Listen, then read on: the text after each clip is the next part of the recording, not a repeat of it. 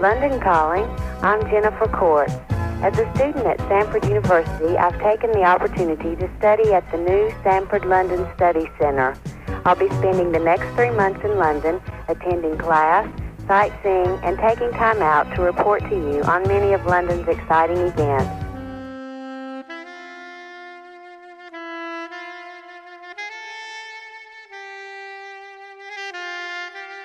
We started rather small.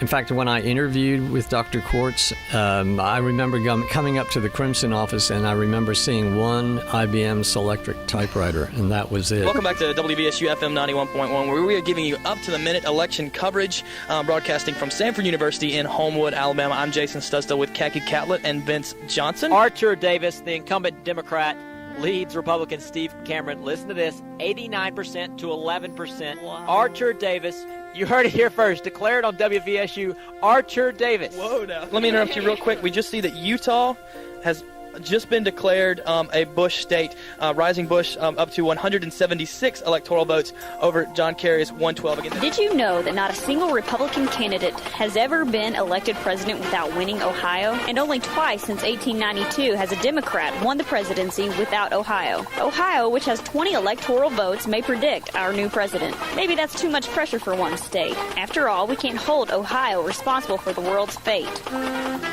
This is Lauren Womack with your Spotlight Sanford News.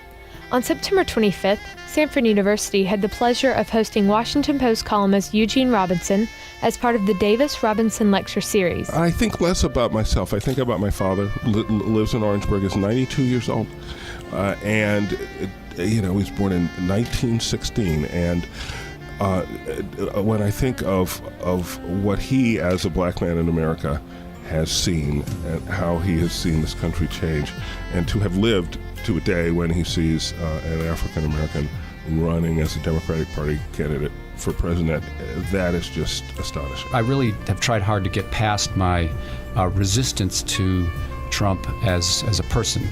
Some of his behavior I don't have a lot of respect for, so I've really tried hard to move past that.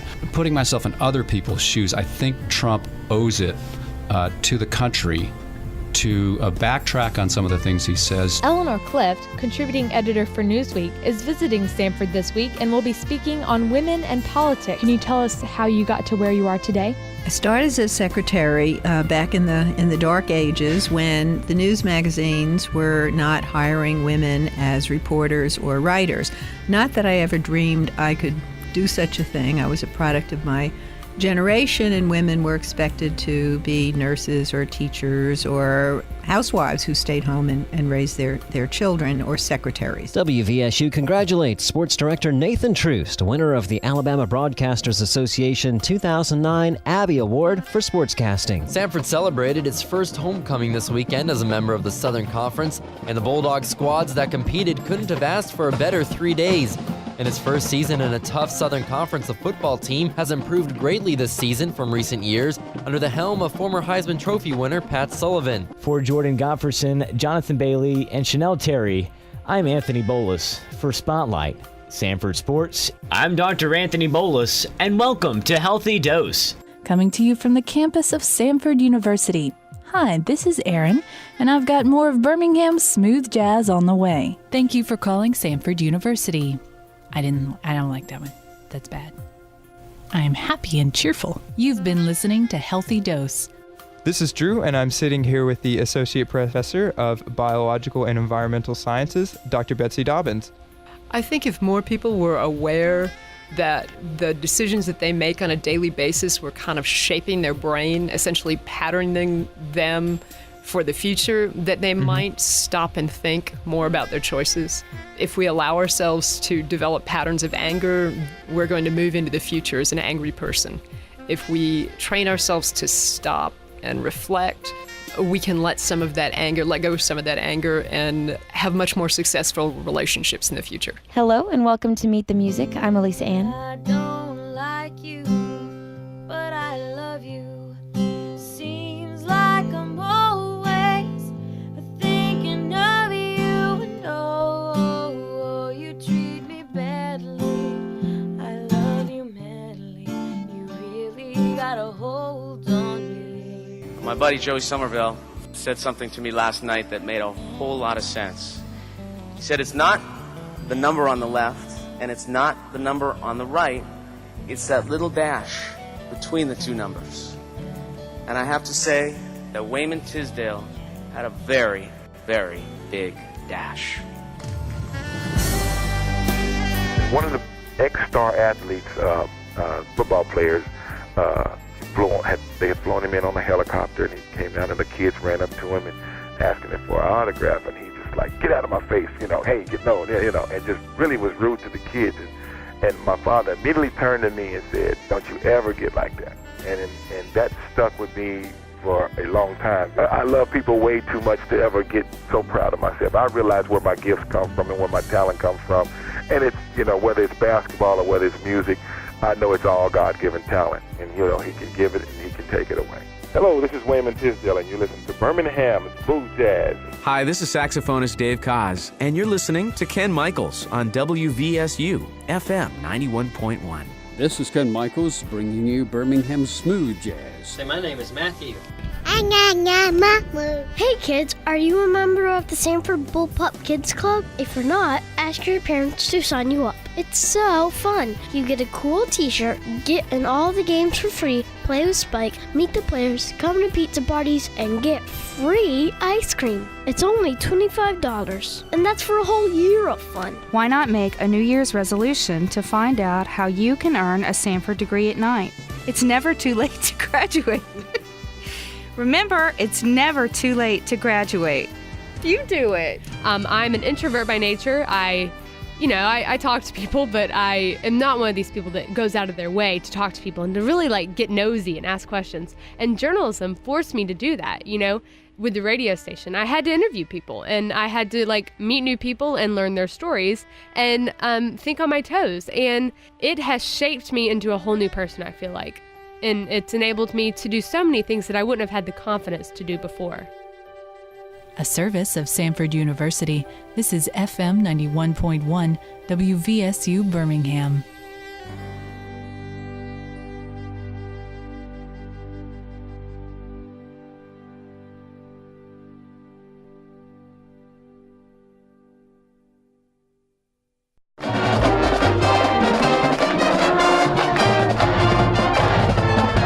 Seconds to play. Wilderwater hands it to Maxwell. Monica feeds to Hill. The layup is good. The Bulldogs with 4.9 seconds left. Rebels inbound. 3 seconds. 2 seconds. Nelson will put up a floater that is no good. And the Bulldogs are going to the second round of the women's NIT. Payoff pitch to Gerdaller, hit deep, left field. Henderson back, looking up. That ball is out of here, off the scoreboard at Dick Hauser Stadium. 4th home run of the day, the 3rd of this 8th inning. And back-to-back home runs there from C.K. Irby and Christian Gerdaller. Sanford now leads 5-0 here in the regional at Tallahassee. Ladies and gentlemen, please welcome Sanford University's athletic director, Martin News. Martin.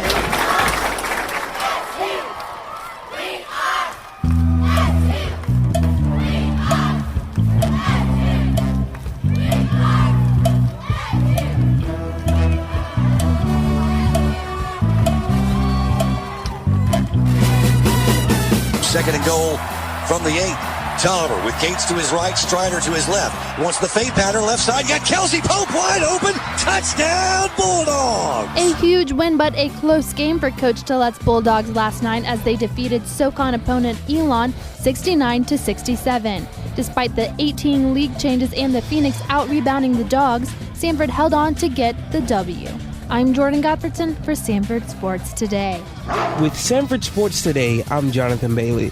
Last night, the Bulldog volleyball team swept the College of Charleston Cougars to earn Sanford's first ever conference tournament volleyball title. Sanford head coach Dick Schroeder had this to say about his team's dominant performance last night. They were focused from 0-0 in set 1 until 25 whatever in set 3. They didn't let down. They didn't back off. And I'm just so proud of them for that.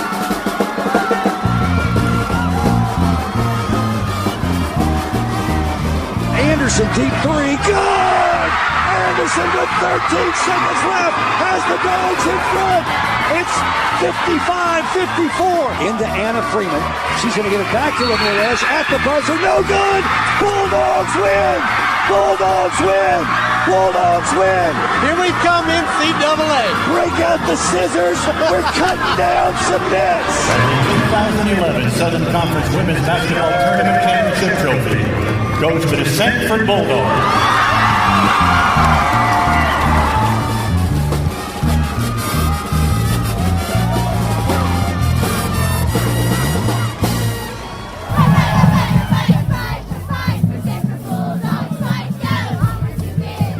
This is Senior Free Safety Cortland Finnegan. I want to invite you and your family to come out for the first Sanford football game of the year, Thursday, September 1st. We play Edward Waters College. Kickoff is scheduled for 7 p.m., so don't be late.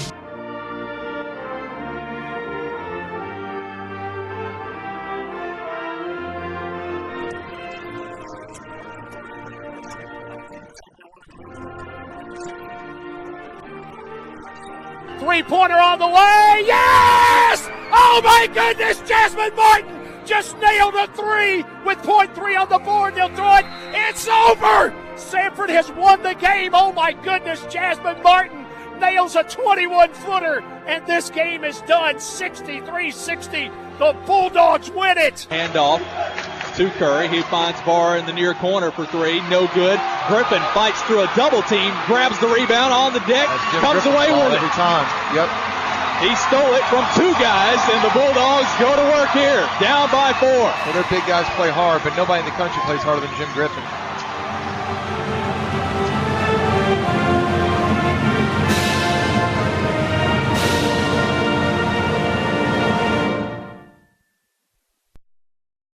I didn't expect this large an audience. I thought 2 or 3 tables of students would be here.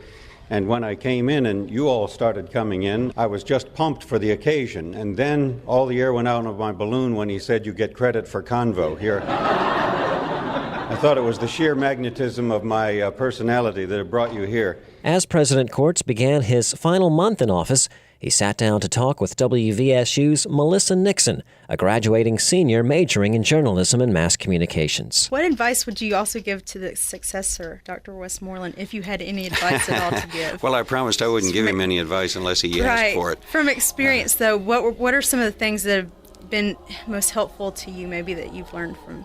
This idea of the mission and understanding the mission, being dedicated to it, and being sure that permeates the organization is probably the single most basic fact. And the other thing I think is I try to tell people who are presidents of colleges not to take themselves too seriously. You know, we get a lot of deference on campus. We get a lot off, even more off campus probably.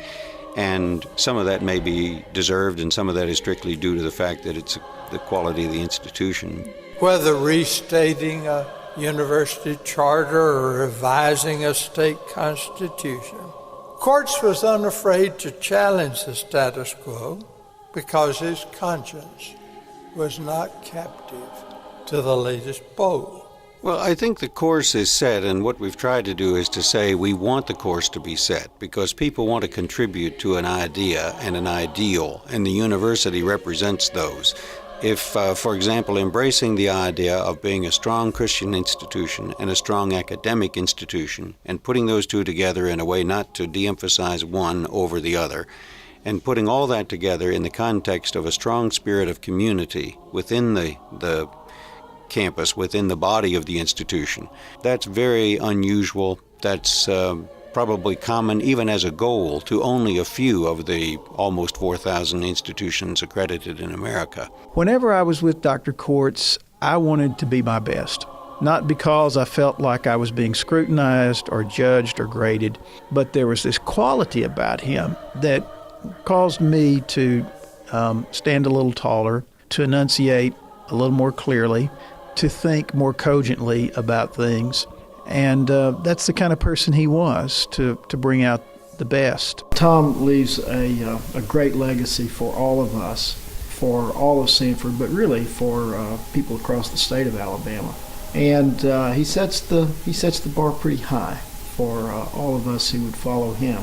I suppose that this sort of thing causes all of us to think a bit about our own legacy, and I think as I look forward to my own retirement here at Sanford, I'd say if I could come halfway to what Tom was able to accomplish here, it'd be a pretty good tenure.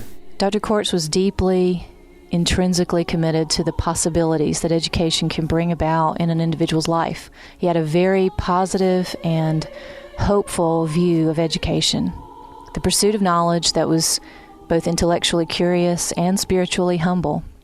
I think he viewed education not as indoctrination, but as God's work in a rather mystical, higher sense that also incarnates in very tangible and practical ways for the good of humanity.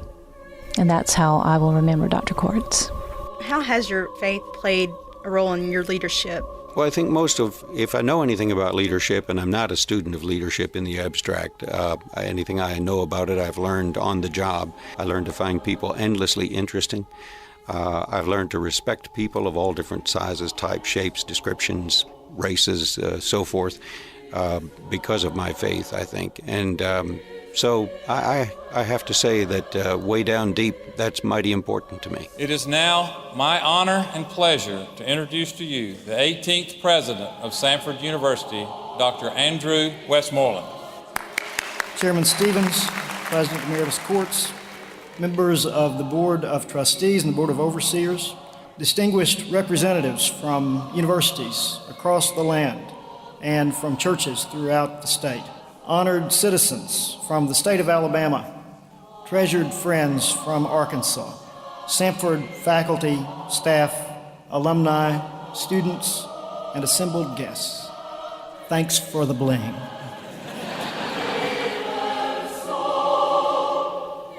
Broadcasting from the campus of Samford University, we are 91 FM WVSU, Birmingham. To all the listeners out there, thank you for your support over the past 3 years. You've been listening to Spotlight Samford. This is Sean Coffendaffer from Birmingham's Home for Smooth Jazz, WVSU FM 91.1. Thanks for listening to Madison in the Morning, signing off. It's been wonderful to be with you. Come back to the Junction as soon as you can, folks. You're always welcome here. I'm Bart Grooms.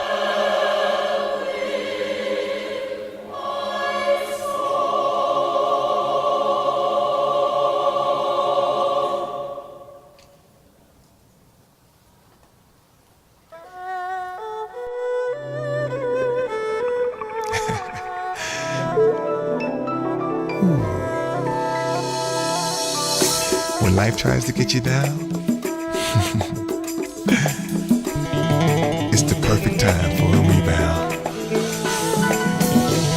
It's my turn.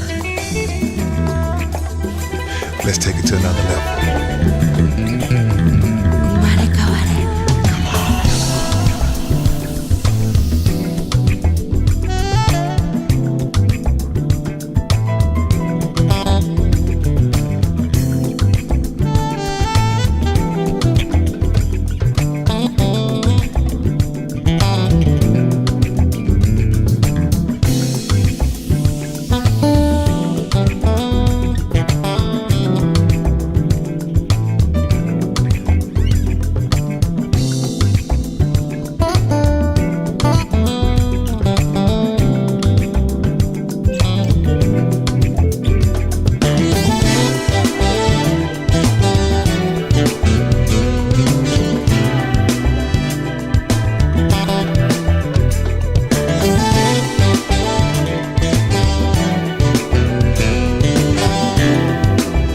Mm-hmm.